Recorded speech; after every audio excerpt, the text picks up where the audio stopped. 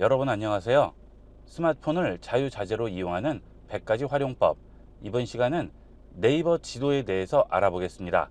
우선 네이버 지도의 내비게이션 기능을 이용해서 실제 목적지까지 운행을 해보도록 하겠습니다. 음성으로 목적지를 입력해 보겠습니다. 홈 CC 수원점. 목적지 선택합니다. 도착지로 설정하겠습니다. 실시간 추천으로 선택하고 안내 시작하겠습니다. 경로 안내를 시작합니다. 잠시 후 과속 방지턱이 있습니다. 앞쪽에 과속 방지턱이 있네요. 과속 방지턱을 지나서 좌회전 표시가 나오죠. 좌회전을 할 때 1차선 운행을 하라고 표시가 나오고 있습니다. 1차선으로 운행해서 좌회전하겠습니다. 내비게이션을 이용할 때 앞으로 남은 거리가 이렇게 아래쪽에 표시가 되죠. 그런데 실제 여러분이 체감하는 거리보다는 표시되는 거리가 좀 더 멀 수 있습니다. 그런 것들을 운행할 때 감안을 하셔야 되겠습니다. 지금 24m라고 표시가 나오는데 화면상에서는 24m까지는 되지 않는 것으로 보이죠. 이 GPS는 신호를 위성에서 받기 때문에 아무래도 약간의 거리차가 있기 마련입니다. 그래서 내비게이션에서 표시하는 거리보다는 조금 더 짧다고 생각하시면 되겠습니다. 약 300m 앞 청솔마을 사거리에서 수원시 노동자 종합복지관 방면 우회전입니다. 자, 앞쪽에 보시면 과속 방지턱 표시가 나오고 음성으로 안내가 나왔죠.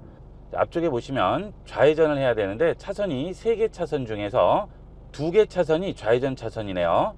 까만색이 내가 운행해야 될 차선이고 회색은 다른 방향의 차선이 되겠습니다. 운행을 하실 때 이 차선 정보를 잘 보고 운행을 하시면 좀 더 안전하게 운행을 할 수 있어요. 그 다음 진행 표시 화살표 아래쪽에 보셔도 차선이 나오죠. 차선이 여기선 4개로 나오죠. 위쪽에 있는 차선과 아래쪽에 있는 차선이 차이가 나는 이유는 마지막에 차선이 확장이 돼서 그렇습니다. 그래서 마지막 차선은 4개 차선으로 확장이 된 상태고 그 중에서 중앙에 있는 2개 차선 운행을 하라고 합니다. 진행을 해 보겠습니다. 좌측에 보시면 지하도로 1.6km 앞에서 진입을 하라고 하죠. 자, 그 다음 진행 표시 보시면 초록색 표시가 나오게 됩니다. 실제 도로에도 초록색 표시가 나와 있죠. 실제 도로 상황과 내비게이션이 동일하게 보이기 때문에 운행이 좀 더 편리하겠습니다. 366m 앞에서 50도로라는 표시가 나오고 있습니다. 그리고 도로 중앙에도 50 표시가 나오죠. 자, 그 다음 이렇게 운행하는 도중에 손으로 터치해서 앞쪽의 교통 상황 확인할 수 있죠.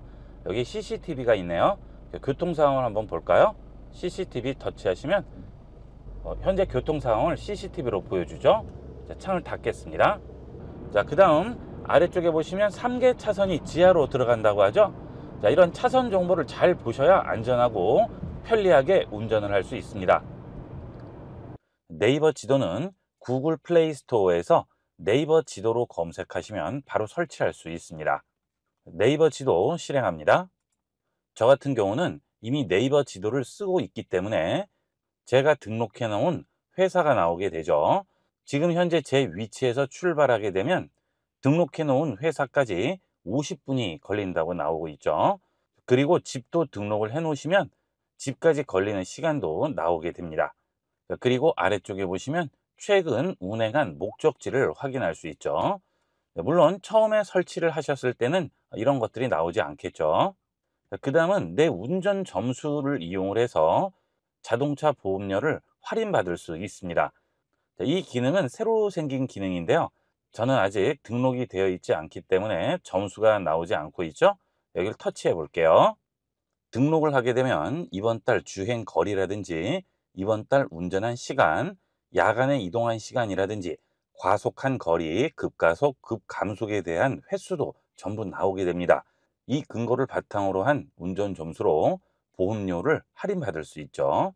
운전 점수 시작하기를 누르면 바로 시작이 됩니다. 하지만 이 운전 점수로 인한 불이익은 전혀 없습니다. 보험료를 할인받을 때 이용만 하게 되는 것이니까 필요하실 때는 안심하고 이용하시면 되겠습니다. 터치해서 내리겠습니다. 자, 그러면 현재 나의 위치가 표시가 되고 있죠.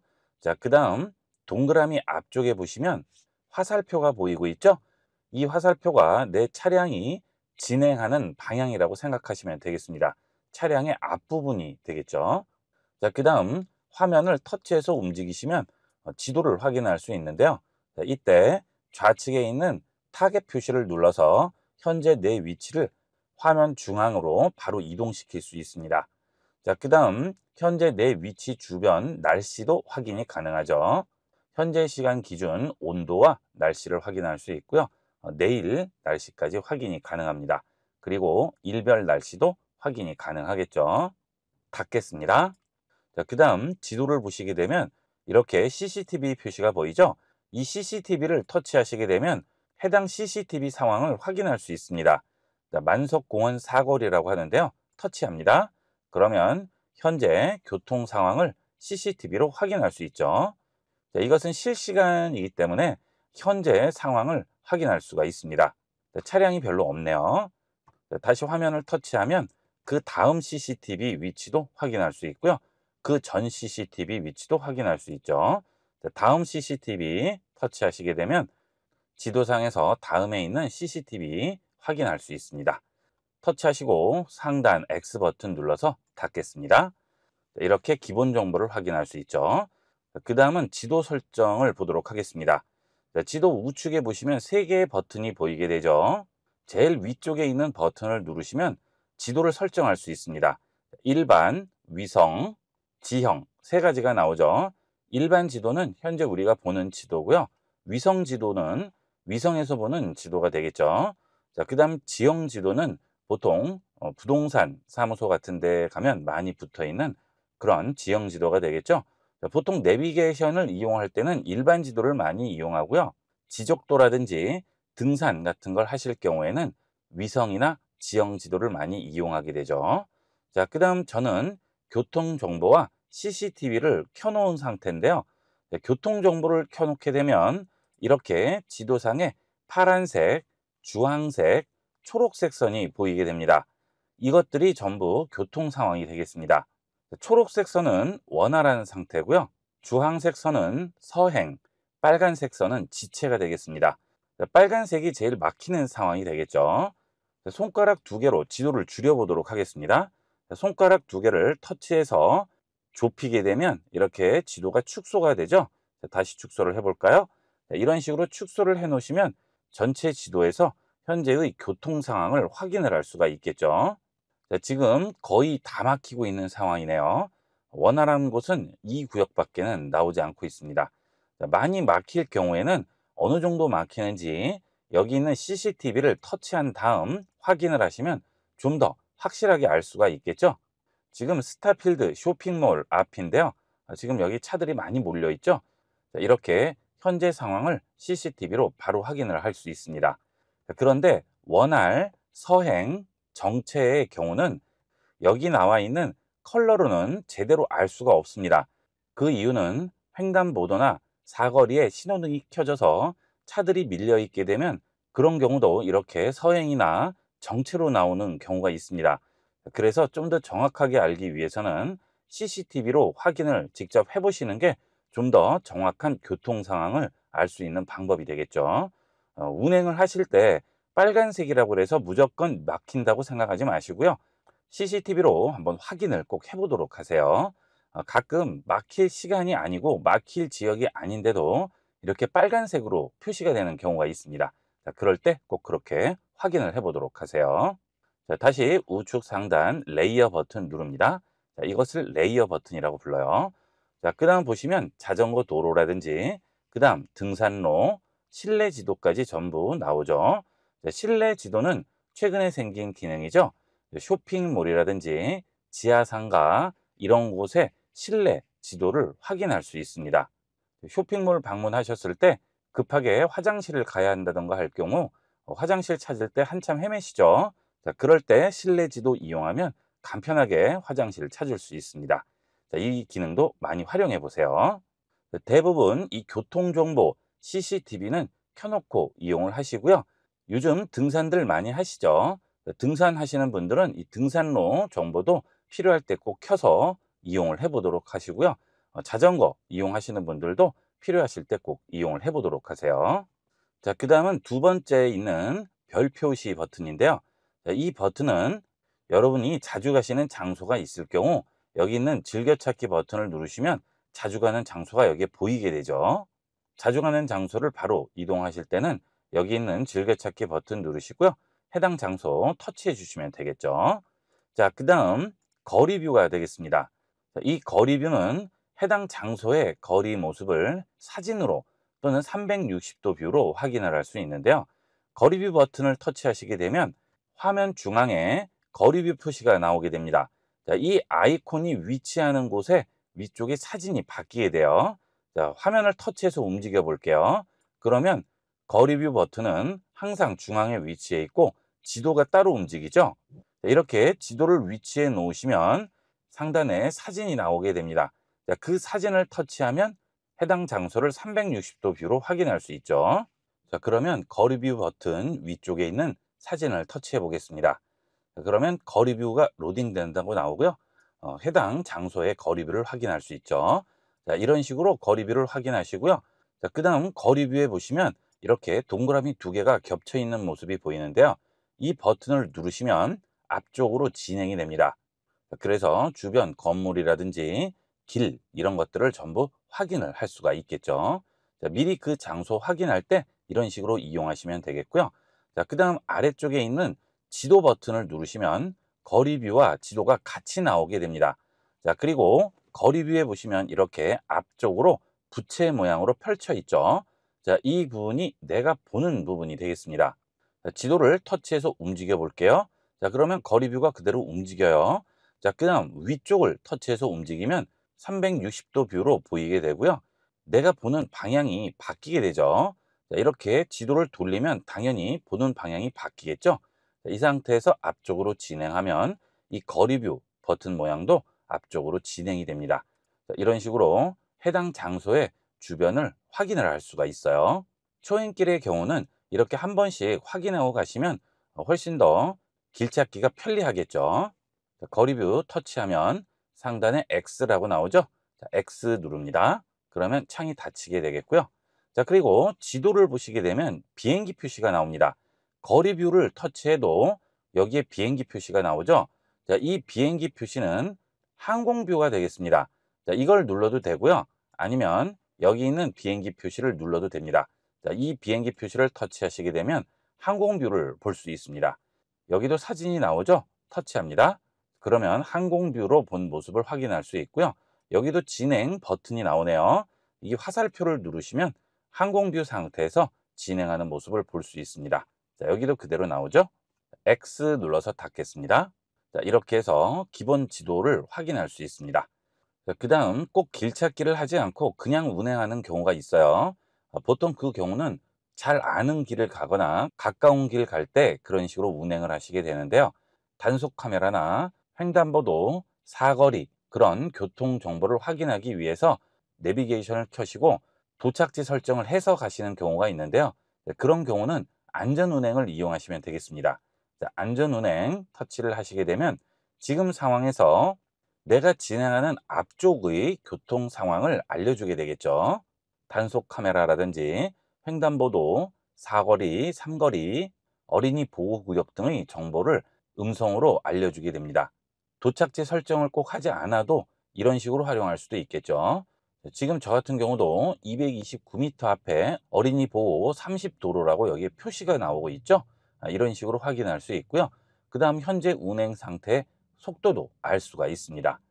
이런 안전 운행도 운행이 끝나시면 안내 종료를 해 주셔야 더 이상 이 내비게이션에서 내 위치를 추적하지 않기 때문에 스마트폰 배터리 소모를 하지 않게 되겠죠. 가끔 그냥 이렇게 홈 버튼 눌러서 끄시는 경우가 있는데요. 이렇게 하면 안전 운행 상태에서도 계속 내 위치 정보를 주고받기 때문에 열려있는 앱 버튼 누르시고요. 내비게이션 앱을 터치해서 위쪽으로 쓸어서 종료를 시켜 주셔야 되겠습니다. 꼭 기억하세요. 그 다음은 도착지를 설정해 보도록 하겠습니다. 상단 도착지 입력창에 터치하신 다음 여러분이 원하는 도착지를 직접 입력할 수도 있겠지만 음성 인식 기능을 이용하면 훨씬 편리하게 이용할 수가 있죠. 출발 전에는 터치해서 키보드로 입력해도 상관이 없겠지만 운행 중에 입력해야 되는 경우는 굉장히 위험하죠. 그래서 운행 중에는 반드시 여기 있는 음성 인식을 이용해서 설정을 하도록 하세요. 저는 평상시에도 이 음성 입력을 이용을 하는데요. 그만큼 편리합니다. 자, 설정해 보도록 할까요? 강남역 사거리. 자, 강남역 사거리 위치를 찾아줬죠. 특별한 정확한 위치를 말한 것이 아니고 그냥 강남역 사거리라는 대충의 장소만 말을 했기 때문에 이렇게 해당 지역에 다양한 업체나 장소 정보가 나오게 되죠. 자, 여기서 원하는 장소 터치하시고 도착 버튼을 눌러서 해당 위치까지 운행을 하시면 되겠습니다. 자, 도착해 볼게요. 그러면 현재 위치, 도착 위치가 나오게 되죠. 자, 그리고 그 아래에 보시면 대중교통, 승용차, 도보, 자전거 표시가 나오죠. 자, 지금 승용차로 선택되어 있고요. 44분이라고 나오죠. 자, 그 다음 아래에 보면 실시간 추천이 44분, 그 다음 57분, 1시간 1분, 58분 여러 가지가 나오는데요. 자, 이때 바로 실시간 추천을 누르지 마시고요. 그 아래쪽을 보시게 되면 시간과 거리가 나오게 됩니다. 44분에 30km죠. 좀 더 움직여 볼까요? 자, 이번에는 48분인데 27km에 48분입니다. 자, 시간이 제일 빠르다고 무조건 터치하지 마시고요. 그 아래 택시비를 한번 확인을 해 보세요. 자, 통행료 다음에 택시비라고 나오는데요. 31,280원이고요. 자, 이렇게 넘겼을 때 거리 우선에서는 택시비가 29,160원이죠. 3km 차이인데 택시비가 많은 차이가 나지 않습니다. 자, 그 얘기는 거리 우선이 좀 더 차가 막힌다는 뜻이죠. 택시비는 시간거리 병산으로 산정이 되기 때문에 거리에 비해서 택시비가 이만큼 나온다는 것은 그만큼 막히는 구간이 있다는 뜻이 되겠죠. 자, 만약 시간이 조금 더 걸리는데 택시비가 차이나게 적어요. 그러면 거리 우선을 이용하시는 게 좋겠죠. 지금 나오는 소요 시간은 막히는 구간이라든지 이런 것들을 전부 계산을 해서 산정을 하기 때문에 제가 도착지를 눌렀을 당시에 사거리 신호등 때문에 차가 멈춰 있는 상태면 시간이 더 많이 걸리게 나오게 됩니다. 자, 이런 것들을 잘 판단을 해서 이용을 하시면 좀 더 빠르게 운행하실 수 있어요. 물론 10분 이상 차이가 나면 당연히 이 추천을 먼저 이용을 하셔야 되겠죠. 자, 그 다음 확대를 해보도록 할까요? 자, 이렇게 확대를 했습니다. 자, 계속 확대를 했어요. 자, 그러면 여기에 공사 구간 표시가 나오게 되네요. 자, 그 다음 옆으로 넘겨 볼게요. 거리 우선으로 바꿨습니다. 자, 여기도 공사하고 있네요. 이거는 빠져나갈 수가 없네요. 자, 만약 이렇게 확대를 했을 때 이쪽은 공사 구간이고 여기는 공사 구간이 아니다 할 경우에는 시간 차이가 몇 분 정도밖에 차이가 나지 않으면 공사 구간이 아닌 곳을 설정을 하시는 게 좋겠죠. 출발 전에 미리 이런 것들을 잘 확인을 하시고 출발하시면 시간을 많이 절약할 수가 있습니다. 자, 그리고 막히는 구간이 있을 경우 그 구간에 CCTV가 제공이 되면 CCTV를 누르시고 어느 정도 막히는지 실시간으로 확인을 하시면 좀 더 안전하고 빠르게 운행할 수 있겠죠. 자, 지금 여기 좀 막히네요. 자, 그런데 이쪽 부분은 신갈 방면이고 저는 지금 수원에서 서울로 가는 방면이죠. 자, 이쪽 구간이죠. 여기도 좀 막히고 있어요. 지금 현재 어느 정도 막히고 있는데도 지도상에는 초록색으로 나오죠. 자, 이런 문제 때문에 운행 전에 이렇게 CCTV로 꼭 한번 확인을 하시는 게 중요합니다. 자, 그 다음 실시간 추천을 터치해 볼게요. 자, 여기서 막히죠. 자, 이쪽에 있는 CCTV도 한번 볼까요? 어떤지? 자, 엄청나게 막히죠. 예, 예술의 전당인데 저는 이쪽으로 올라와서 예술의 전당 쪽으로 진행하는 경로인데요. 지금 이렇게 막힌다는 것은 추천보다는 거리 우선이 좀 더 빠르게 되겠습니다. 그래서 이런 경우 거리 우선을 선택을 해 주시는 게 운행하시기에 좀 더 좋겠죠. 그 다음 상세 경로 누르시게 되면 상세 경로를 확인할 수 있습니다. 자, 이 경우는 자주 다니는 경우는 상관이 없지만 초행길의 경우에는 한 번씩 여기서 살펴보시고 진행하시면 좀 더 안전하게 운행을 할 수 있어요. 이 상세 경로는 직진 구간은 나오지 않고요. 우회전이라든지 좌회전 또는 분기되는 부분, 톨게이트 이런 것들만 보여주기 때문에 그런 부분만 한 번씩만 확인을 하셔도 운행을 하실 때 훨씬 편리하게 운행할 수 있어요. 자, 그 다음 중간중간 이렇게 거리뷰 버튼을 누르시고 어떤 식으로 운행해야 되는지를 한번 보시면 헷갈리는 도로에서는 헤매지 않고 편리하게 운행할 수가 있겠습니다. 여기 진행 버튼 누르시면 이렇게 진행을 할 수 있죠. 자, 이 경우에는 길이 좌측으로 많이 꺾이죠. 자, 이런 것도 굉장히 편리한 기능이 되겠습니다. 이렇게 한 번씩 지형을 보시고 운행하면 정말 편리해요. 저도 초행길은 항상 이런 식으로 운행을 합니다. 자, 그 다음 안내 시작 누르시면 바로 진행을 할 수가 있겠죠. 그 다음 진행하는 길에 이렇게 교통량 표시가 나오게 되죠. 그 다음은 진행 표시 아래쪽에 보시면 이렇게 몇 차선을 이용하는지 전부 표시가 나오게 됩니다. 자, 이거 꼭 확인을 해 보도록 하세요. 지금 여기서 좌회전을 해야 되기 때문에 2차선 중에 1차선을 이용하라고 하죠. 중간중간 운행할 때 내비게이션을 보시면 몇 차선을 이용하는지 도로 표시가 나오게 됩니다. 그걸 꼭 보시고 운행을 하셔야 되겠어요. 자, 그 다음 지금 이 상황에서 보면 전부 파란색으로 나오는데요. 앞쪽에 교통 상황을 보고 싶어요. 자, 그럴 때는 화면을 터치해서 한번 움직이시면 교통 상황이 나오게 되죠. 자, 하지만 원래 내가 진행하는 위치로 돌아오게 되면 이 교통 상황이 보이지 않습니다. 그래서 앞쪽 교통 상황을 보실 때는 이렇게 터치해서 지도를 움직여서 확인을 해 보도록 하세요. 여기서부터 이 구간까지가 지금 어느 정도 정체가 되고 있는 구간이죠. 그 다음 이렇게 움직이다가 내 위치로 돌아올 때는 내 위치로 버튼 누르시면 바로 현재 내 위치로 돌아오게 되겠죠. 그 다음 이 내비게이션이 통신 상황에 따라서 반영이 늦게 되는 경우가 있어요. 그럴 때는 아래쪽에 있는 세로 거침 버튼을 한 번씩 눌러주시면 새로운 교통 상황을 반영하게 됩니다. 중간중간 세로 고침 버튼 한 번씩 눌러주도록 하세요. 계속 이렇게 좌회전, 우회전 상황에서는 터치하실 필요가 없지만 직진 상황이 계속되고 있는 상황에서는 내비게이션이 통신을 하지 않는 상황이기 때문에 그때는 이렇게 세로 거침 버튼을 한 번씩 눌러주시고요. 그 다음 터널에서 나왔을 때 그때도 한 번씩 눌러주시면 좋겠죠. 자, 그 다음 우측에 보시면 전체 상황이 나오게 되죠. 원활한 구간, 서행 구간, 정체되는 구간 전부 표시가 나오고 있죠. 자, 여기서 전체 구간도 확인할 수가 있겠습니다. 자, 이렇게 운행하는 도중에 경로를 바꿔야 할 경우가 있죠. 자, 그럴 때는 우측 상단 마이크 버튼을 누르시고 바뀐 경로를 말해주면 되겠습니다. 삼성역 사거리 몇 번째 장소로 안내할까요? 첫 번째. 자, 그러면 경로 안내를 시작합니다. 경로가 바뀌었죠? 연속으로 과속 방지턱이 있습니다. 자, 이렇게 경로를 바꿀 때도 이용을 할 수 있고요. 그 다음 경로를 추가할 때도 이용할 수 있습니다. 경유지 추가해 주세요. 어디를 경유할까요? 강남역 사거리 몇 번째 장소를 경유지로 추가할까요? 첫 번째. 자, 그러면 이렇게 경유지가 추가가 되죠. 변경된 경유지 경로 안내죠. 이거 눌러주시면 바로 경유지가 추가가 됩니다. 경로 안내를 시작합니다. 자, 그 다음에 중간에 라이브 표시가 나오죠. 자, 이런 경우는 막힌다거나 교통 상황이 변경이 됐을 때 보이게 됩니다.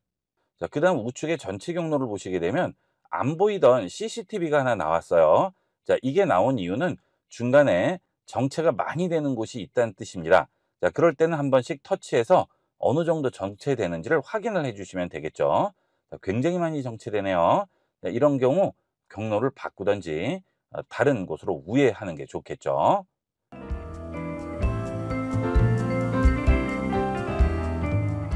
스마트폰을 이용하시는 분들 99%가 모르고 계시는 구글 지도의 놀라운 편의 기능을 알아보겠습니다. 구글 지도는 안드로이드 스마트폰 계열은 전부 설치가 되어 있는데요. 혹시 설치되어 있지 않은 분들은 구글 플레이 스토어에서 구글 지도로 검색하시면 바로 설치할 수 있습니다. 설치되어 있는 분들은 꼭 업데이트 확인을 해주도록 하세요. 자, 저는 지금 업데이트라고 나오죠? 업데이트 하도록 하겠습니다. 구글 지도 실행하겠습니다. 구글 지도는 국내에서 내비게이션 기능을 제공을 하지 않죠. 네이버 지도나 카카오맵, 티맵 같이 원래는 내비게이션 기능이 있지만 국내에서는 지도 정보를 제공을 받을 수 없기 때문에 내비게이션 기능은 제공을 하고 있지 않습니다. 자, 그래서 구글 지도를 잘 이용을 안 하시는데요. 내비게이션 기능 외에도 다양한 기능을 제공을 합니다. 그런 기능을 이용한 것만으로도 이 구글 지도를 사용할 이유가 충분히 있는 거죠. 여러분들이 목적지를 가실 때 그 목적지가 지금 혼잡한 상태인지 궁금한 경우가 있습니다. 예를 들어서 이렇게 에버랜드 같은 곳을 가야 되는데 지금 사람들이 많이 몰려 있는지 궁금한 경우가 있죠. 자, 그런 경우 이 구글 지도를 이용하면 간단히 확인할 수 있습니다. 상단 검색창에 목적지를 검색합니다. 자, 저는 에버랜드를 검색을 했어요. 자, 그러면 에버랜드에 대한 리뷰 평가들이 나오고 있죠. 자, 그 다음에 영업 중인지 아닌지 확인할 수 있고 언제 영업 종료인지도 확인하죠. 자, 여기서 아래로 내려갑니다. 자, 계속 내려가시면 인기 시간대라고 나와요. 자, 그 아래에 보시게 되면 실시간 상황을 확인할 수 있습니다. 현재 하단 그래프에서 각 시간대별로 지금까지 해당 장소에 방문한 사람들을 평균해서 어느 정도로 방문을 했는지를 그래프로 보여주고 있죠. 지금 현재 요일과 시간이 여기 나오는데요. 평균 값은 더 높은데 현재 실시간 상황은 크게 붐비지 않는다고 나오죠. 평균보다 더 낮죠. T맵 같은 경우는 목적지를 해당 장소로 지정을 한 다음 운행하는 차량들 숫자를 이용을 해서 실시간 상황을 보여주게 되는데요. 안드로이드 스마트폰 같은 경우에는 전부 구글에서 위치 정보를 취합을 하고 있기 때문에 현장에 스마트폰을 가지고 있는 사람들이 대부분이기 때문에 그 숫자를 파악을 하면 정확한 실시간 상황을 알 수가 있겠죠. 자, 이 구글 지도가 이 실시간 상황은 가장 정확하다고 볼 수 있습니다. 자, 현재 붐비지 않죠. 이렇게 목적지에 방문할 때 실시간 상황을 확인하고 방문하시면 좀 더 여유 있게 방문할 수가 있겠죠. 자, 이 실시간 상황은 대부분의 목적지는 전부 검색이 가능합니다. 자, 하지만 검색을 하실 때 서울대공원이라고 한다면 서울대공원만 치셔야 됩니다. 여기서 서울대공원 정문이나 스카이 리프트라든지 그 외에 캠핑장, 매표소 이런 검색어로 입력을 하시면 실시간 혼잡도가 확인이 되지가 않아요. 대표 이름으로 검색을 하셔야 돼요. 예를 들어 롯데월드를 방문할 거예요. 그러면 롯데월드를 검색을 하셔야 되는데 롯데월드몰, 아쿠아리움, 매직 아일랜드, 롯데호텔 월드 이런 식으로 검색하시면 실시간 상황을 볼 수 없을 수도 있습니다. 대표적인 지명으로 검색을 하시면 실시간 상황을 정확하게 알 수가 있어요. 자, 앞으로 목적지 방문하기 전에 구글 지도에서 목적지의 혼잡도를 한번 확인을 하시고 방문하시면 보다 여유롭게 이동할 수가 있겠습니다. 그 다음은 타임라인 기능이 되겠습니다. 자, 이 타임라인 기능을 이용을 하면 내가 그동안 방문했던 곳이라든지 이동했던 경로들을 시간에 상관없이 전부 확인하고 찾아볼 수 있습니다. 그리고 그 장소에서 찍었던 사진이라든지 이동한 거리까지 전부 알 수 있어요. 그 기능을 이용하기 위해서는 우측 상단에 있는 프로필 버튼을 누르시고 아래쪽에서 설정으로 들어갑니다. 그 다음 구글 위치 설정으로 들어갑니다. 그래서 위치 기능을 켜주셔야 됩니다. 그래야 구글에서 내 위치를 알 수가 있겠죠. 그래야 구글에서 내 위치를 알고 기록을 할 수 있겠죠. 자, 그 다음 앱 권한으로 들어갑니다. 그리고 아래쪽으로 내려가시면 지도라고 있어요. 자, 지도로 들어갑니다. 자, 그리고 항상 허용으로 바꿔줍니다. 자, 그러면 내가 지도를 이용을 하지 않을 경우에도 항상 내 위치를 스마트폰에 기록을 하거나 구글에 기록을 하게 되겠죠. 그 다음 정확한 위치 사용에도 체크를 해주도록 하세요. 위치 서비스를 제공할 수 없는 그런 지역에서도 정확한 위치를 사용할 수 있는 기능이 되겠습니다. 자, 그 다음에 지도 권한으로 들어갑니다. 자, 그리고 아래로 내려가셔서 사진 및 동영상을 허용됨으로 바꿔주도록 하세요. 자, 여러분 대부분 허용되지 않음에 올라가 있을 거예요. 그럴 경우 터치를 하시고 앱 사용 중에만 허용으로 바꿔주시면 되겠습니다. 자, 그렇게 되면 모든 준비가 끝난 거죠. 자, 그러면 이제 구글 지도에서 내 위치를 정확하게 파악해서 기록을 하게 되는 겁니다. 하단에서 내 페이지로 들어갑니다. 그러면 내 목록이 나오게 되는데요. 자, 그 아래에 가시면 내가 방문한 장소를 확인할 수 있습니다. 자, 어제 한 곳을 방문을 했고요. 여행을 8건을 갔는데 총 일수가 17일이네요. 그리고 11월은 운전을 522km를 했어요. 그리고 장소는 270곳을 지금까지 방문을 했고요. 도시는 28곳을 방문을 했습니다. 자, 이렇게 내가 지금까지 이동하거나 방문했던 결과들을 전부 여기서 보여주죠. 이것을 타임라인이라고 부릅니다. 나의 타임라인이 되는 거죠. 자, 이런 식으로 기록을 하게 되면 어떤 장점이 있을까요? 마치 내 다이어리 같이 활용을 할 수 있어요. 자, 여행을 눌러볼게요. 자, 그러면 내가 여행한 것이 8건이고 그 일수가 17일이라고 나오죠. 자, 위쪽으로 창을 올립니다. 완주군 부여군에 11월 2일, 3일 다녀왔네요. 그 다음 홍천군에 6월 22일, 23일 다녀왔고요. 태안도 다녀왔네요. 자, 그 다음 김포, 공주, 전주, 춘천, 서귀포, 제주도 다녀왔습니다. 2022년 6월 1일부터 4일까지 다녀왔죠. 자, 이렇게 전부 내가 이동하거나 다닌 곳들이 여기에 나오게 돼요. 자, 그러면 서귀포, 제주시를 한번 눌러볼까요? 터치합니다. 자, 운전은 318km를 했고요. 비행기를 903km 탔네요. 그 다음에 걸어서 8km를 이동을 했어요. 자, 이렇게 올려주면 방문했던 장소도 나오죠. 오솔록티 뮤지엄 박물관은 살아있다. 여러 군데 다녀왔죠. 자, 그 다음 아래에 보면 목적지도 나오게 됩니다. 자, 이 목적지는 제가 직접 내비게이션 같은 것들을 설정을 해서 이동을 한 거죠. 자, 그 다음 아래쪽에 여행 더보기라고 나오죠. 이 여행 더보기는 제주를 방문한 거 외에 방문했던 곳들을 보여줍니다. 자, 그 다음 상단에 뒤로 가기 버튼 누르겠습니다. 자, 내 페이지로 다시 돌아왔어요. 자, 여기서 이번에는 타임라인을 눌러줍니다. 자, 그러면 현재 위치와 오늘 이동 경로를 보여주게 되는데요. 여기서 오늘을 선택하지 않고 여행을 갔던 날짜로 바꿔주도록 하겠습니다. 자, 오늘 누릅니다. 자, 그러면 달력이 나오죠. 연도를 바꿔줄게요. 2022년으로 바꿨습니다. 자, 그 다음 월도 바꾸도록 하겠습니다. 자, 제가 6월 달에 여행을 갔었죠. 1일부터 4일 동안 여행을 했는데요. 자, 2일을 선택을 해볼게요. 자, 그러면 제가 이동한 경로가 전부 나오고 있죠. 자, 차량으로 이동한 경로라든지 도보 이동한 곳이라든지 방문했던 장소들도 여기서 전부 확인을 할 수 있어요. 자, 아래에 보시면 상세 내용들이 나오고 있죠. 자, 이렇게 상세 내용이 나오고 있고 만약 그 장소에서 사진을 찍었을 경우는 아래쪽 타임라인에 사진들도 같이 나오게 됩니다. 저 같은 경우 지금 사진을 찍지 않아서 나오지 않는데요. 사진을 찍게 되면 여기에 전부 나오게 되죠. 자, 그래서 내가 이동한 경로도 전부 확인이 가능하고 어느 곳에서 무슨 사진을 찍었는지도 전부 확인할 수 있습니다. 그 다음 여기 있는 연필 버튼을 누르시면 해당 장소에 메모를 입력을 할 수도 있습니다. 자, 연필 버튼 눌러볼게요. 그러면 메모를 추가할 수 있죠. 그 다음 원하는 위치 기록을 삭제할 수도 있고요. 방문을 추가할 수도 있고 날짜 수정도 가능합니다. 메모를 추가하게 되면 해당 장소에 대한 내용을 메모로 기록할 수가 있겠죠. 이런 식으로 이용을 하면 이 타임라인을 이용을 해서 나의 여행 일지라든지 일기 이런 식으로 활용을 할 수 있습니다. 자, 그리고 이것은 따로 저장할 필요가 없죠. 인터넷이 연결돼 있으면 자동 저장이 되기 때문에 따로 복잡하게 저장할 필요도 없습니다. 스마트폰만 들고 다니면 되는 거죠.